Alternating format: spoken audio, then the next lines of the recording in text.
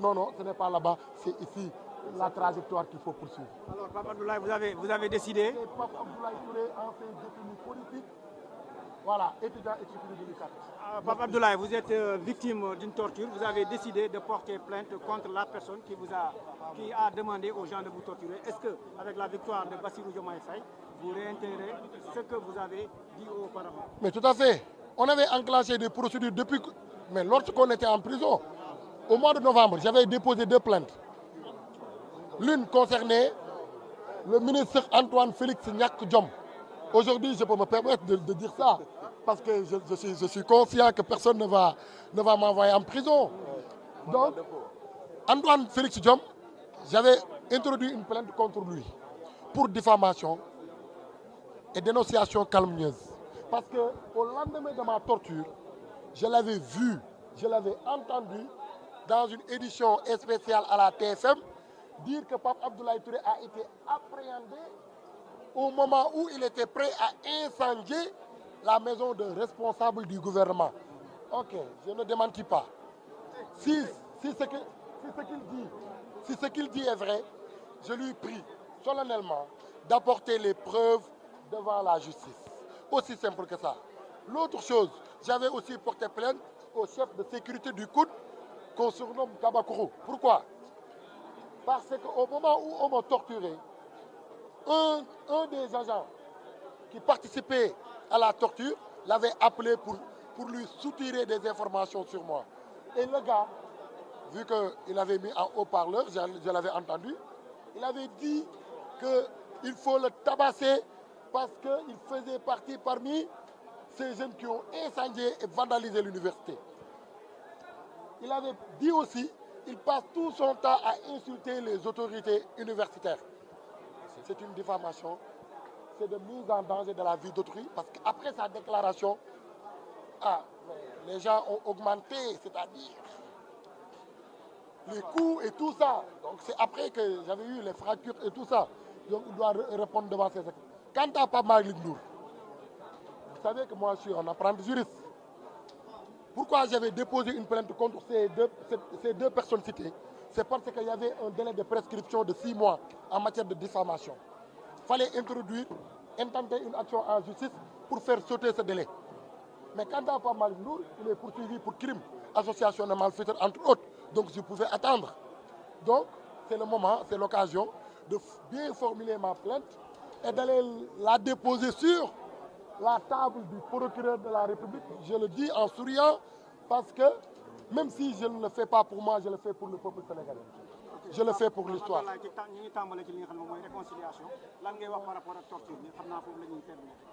Waaw, réconciliation bu ñu wootee ak appel à la cohésion sociale. Ça ne veut pas dire que ñi fi def lu ne weng ñëpp gis ko duñu rendre compte.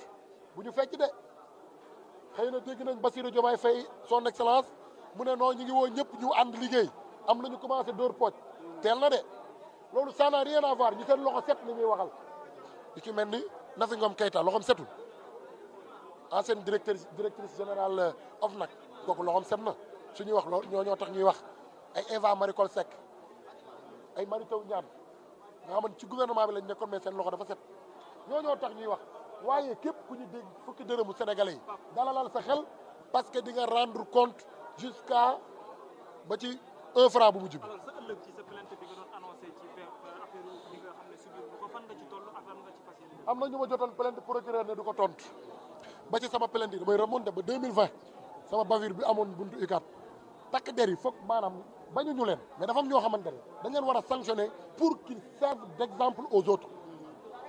man rien que pour que lu ñu jot a def ci réew mi ci ay ñaawteef mu bañ a amati dans le futur dans l'avenir moo tax may topp plainte yi mais soxla wu ma leen de état du Sénégal dama koy plainte kan mooy président actuellement Diomaye mais Diomaye du état du Sénégal je vais porter plainte contre l'état du Sénégal pour détention arbitraire le fait d'avoir foulé aux pieds mes études j'ai raté 2 années quand j'étais en prison à 2 jours de mes examens lañ ma yóbbu kaso ma raté année boobu ñu commencé inscription j'avais écrit le juge Mamadou Seck ne ko may ma dem inscrire parce que le recteur avait demandé c'est-à-dire ma présence physique mu bañal ma ko ba ma raté waat année bi maanaam man fii ba déwén du ma jàngi année ñaari année ma raté ko ak dàq bi ñu ma dàq université ci lu ñu tegul fenn loolu yëpp dama ciy topp état du Sénégal waaye topp ma Bassirou Diomaye Faye waaye tamit y aura des plaintes individuelles muy ñu torturer muy les gendarmes les vidéos sont à notre disposition on voulait d'ailleurs la publier mais suñu yaay ñoo ñu ñaan ñu bàyyi mu sedd de toute façon procédure yi enclenché nañ ko au niveau international à travers notre avocat notre vaillant avocat Juan Branco à qui nous saluons et nous remercions de par sa détermination et son dévouement pour un Sénégal indépendant. Au même titre que nous le saluons, nous saluons aussi nos différents avocats, en l'occurrence Maître Moussa Sarr, Maître Ciré Clédor, Maître, comment il s'appelle encore? Maître Khoureyssi Thiam, hein? Maître Bamba Cissé, Maître Moussa Sarr, notre vaillant avocat, Maître Abdinar Diagne, Abdinar Ndiaye, nous leur saluons et nous leur remercions tous. Jërë ngeen jëf yàlla bu yaakaar tas merci beaucoup merci. Papa laa tiré moom moo wax noonu.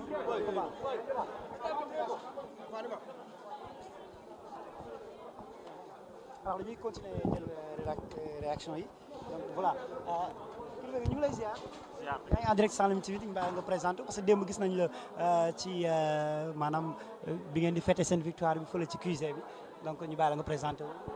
waaw Cheikh Tidiane Gaye président du mouvement Sénégal souverain membre de la coalition Diomaye président voilà. lan ngay wax si déclaration Diomaye bi. waaw une déclaration vraiment responsable et boo ko déggee da ngay xam ni ku bëgg a jubalewaat Sénégalais yi la. Un président qui n'est pas rancunier moom la ñu am un président bu dal un président bi nga xam ne lenn rek moo ko soxal mooy jublu ci liggéey bi te incha allah ñun ñi ko gunge woon ba fal ko dinañ ko gunge incha allah te sans contrepartie xaaruñ ci dara mais pour en tout cas attente jeunes yi ñu fexe ba jàppale askan wi ci li seen souffrance yi wàññeeku vraiment ñi soxla liggéey am liggéey. panier ménagère bi kon ni ma ko waxoon démb vraiment ñu gis seen bopp bu baax njëgu dund gi yomb njëgu location bi yomb les logements sociaux ñu accéléré ko vraiment injustice jeex ci dëkk bi. ñuy wax ni dañu war am patience plutôt à son égard ban dégg-dégg nga ci am.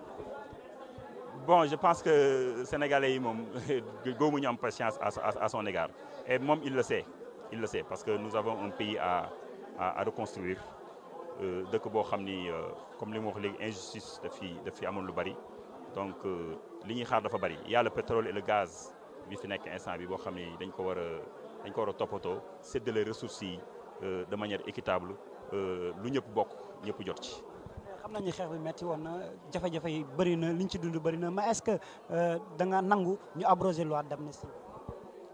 bon loolu beneen cas la parce que le président Ousmane Sonko wax na ci et am na ci loo xam ni dañ ciy waxtaan en interne vraiment lu coalition bi décidé mais man li ma jàpp daal mooy ñu ngi ci moment de réconciliation nationale vraiment nit ñi il faut ñu juboo tabax parce que bu ñu fi nekkee di def des règlements de compte du ñu sax tal liggéey te yaakaar naa ni dëkk bi ci liggéey la ñu war a jëm jërëjëf. voilà alors papa.